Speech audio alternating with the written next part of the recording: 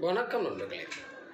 ஒரு ஜாதகத்தை பொறுத்தவரை விரயத்தை தரக்கூடிய 12ஆம் இடம், நோய் கடனை தரக்கூடிய 6ஆம் இடம், இது ரெண்டு நல்ல நிலையில் இருந்துட்டா நம்ம கோடீஸ்வரன். நம்ம பல வகையில் ஜாதகங்களை பார்க்குறோம். இந்த 6ஆம் இடம் உங்கள் லக்கணத்துக்கு சுபத்தன்மையோடு இருக்கா, 12ஆம் இடம் தேவையற்ற விரயங்களை தராமல் உங்களுக்கு நன்மை செய்யும் நிலையில் இருக்கா, இது ரொம்ப முக்கியங்க. இப்போது காலபுருஷனுக்கு 12ஆம் இடம்ங்கிறது குரு, காலபுருஷனுக்கு 6ஆம் இடம் என்பது புதன்.